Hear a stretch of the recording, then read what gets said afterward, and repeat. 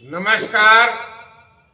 हम अपनी लिखी हुई किताब पैगंबर हजरत कुरान और बाइबिल के हवाले से हजरत यूसुफ अलैहिस्सलाम की चर्चा कर रहे हैं। पिछले अंक में हमने देखा कि यूसुफ के भाइयों ने यूसुफ को बहुत मारा और मारकर एक कुएं में डाल दिया। मिस्र के सौदागरों ने इन्हें मिस्र ले आए। इनकी खूबसूरती देखकर मिस्र के वजीर आजम अजीज ने इन्हें खरीद लिया और अपनी बेगम जुलेखा से कहा, इस बच्चे का ध्यान रखो, हम इसे लड़का मानकर परवरिश करेंगे। जब यूसुफ जवान हुए तब जुलेखा इनसे मोहब्बत कर बैठी। इसका अंदाजा यूसुफ को भी लग गया। तब यूसुफ ने खुदा से दुआ की कि ऐ मेरे खुदा, अब तू ही इस बुराई से मुझे बचा। अब आगे का किस्सा, यूसुफ जुलेखा का किस्सा भाग दो आपके सामने पेश है। और एक दिन जुलेखा ने किसी बहाने यूसुफ को अपने महल में बुलवाया और अपने इश्क का इजहार करने लगी। हजरत यूसुफ ने जुलेखा को बहुत समझाने की कोशिश की कि अजीज़े मिस्र मेरा सरपरस्त है, वो मुझे अपना बेटा बनाना चाहता है, मैं ये खयानत नहीं कर सकता। हजरत यूसुफ बाहर जाने लगे।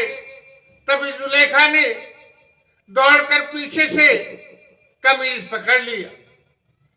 कमीज पीछे से फट गई, मगर यूसुफ कमरे से बाहर आ गए।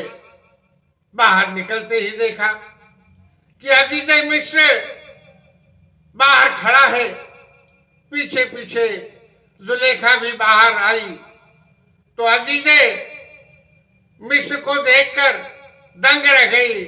उसने अपना गुस्सा उतारने के लिए अजीज़े मिस्र से यूसुफ की शिकायत कर दी और कहा कि यूसुफ का इरादा बुराई का था, इसको सजा मिलनी चाहिए। अजीज़े मिस्र गुस्से से लाल हो गए और यूसुफ से पूछा, क्या ये सच है?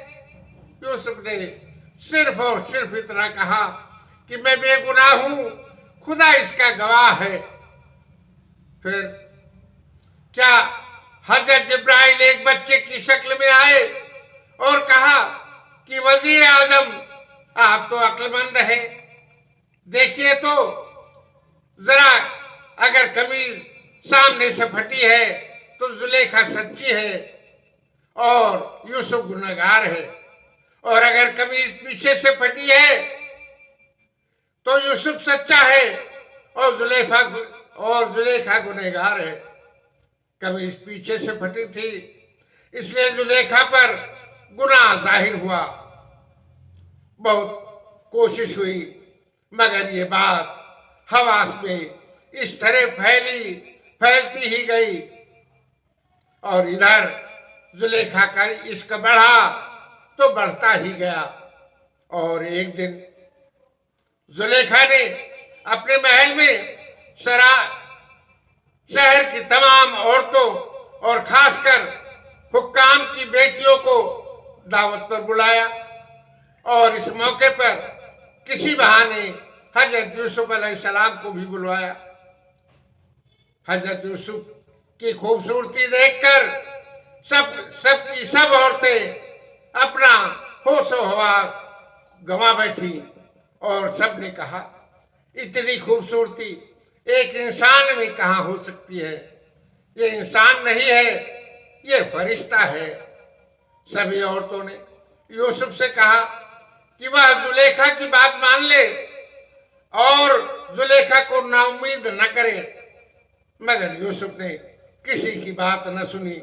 लाचार होकर जुलेखा ने अजीज़े मिस्र को बुलवाया और कहा कि हम सभी औरतें ये चाहती हैं कि यूसुफ को कैद खाने में डाल दिया जाए, जिससे लोग ये समझें कि जुलेखा का दामन पाक है और यूसुफ गुनहगार है।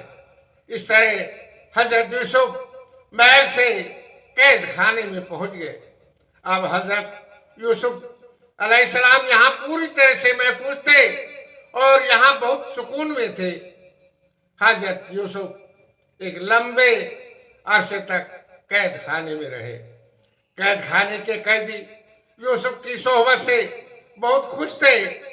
इधर रोम से एक जासूस मिस्र आया। उसे रोम के बादशाह ने हीरे और जवाहरात देकर भेजा था कि किसी तरह मिस्र के बादशाह को जहर देकर खत्म कर दिया जाए। जासूस बादशाह के खास बावर्ची और शराबदार से मिला। शराब बरदार ने जहर देने से मना कर दिया, मगर बावर्ची दौलत के लालच में पड़कर जहर देने को तैयार हो गया। तभी यह राज खुल गया और बावर्ची तथा शराब बरदार दोनों ही कैद खाने में डाल दिए गए। एक रोज दोनों ने ख्वाब देखा और यूसुफ की खिदमत में उस ख्वाब की ताबीर करने के लिए पहुंचे। शराब बरदार ने कहा कि मैंने ख्वाब देखा है कि मैं बादशाह के लिए नींबू निचोड़ रहा हूं। इसे सुनकर हजरत यूसुफ ने शराब बरदार से कहा, तुम 3 दिन के अंदर कैद खाने से छोड़ दिए जाओगे और फिर से तुम अपने ओहदे पर पहुंच जाओगे। बावर्ची ने अपने ख्वाब को बताया कि वो अपने सर पर रोटियों का खान रखे हुए है और चिड़िया पंजे मार मार कर खा रही हैं। जवाब में हजरत यूसुफ ने बताया कि तुम्हें 3 दिन के बाद सूली पर चढ़ा दिया जाएगा। 3 दिन बाद साकी को हटाकर दोबारा उसे इसका ओहदा दे दिया गया और बावर्ची को निकालकर उसे सूली पर चढ़ा दिया गया। कुछ रोज बाद बादशाह ने एक ख्वाब देखा कि दरियाए नील से 7 मोटी गायें निकली। कुछ देर बाद 7 दुबली गायें निकली।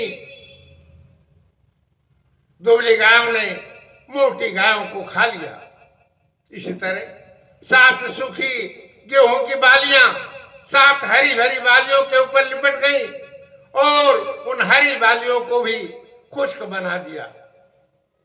काहिनों को बुलवाया गया, मगर कोई भी इस ख्वाब की ताबीर नहीं कर सका।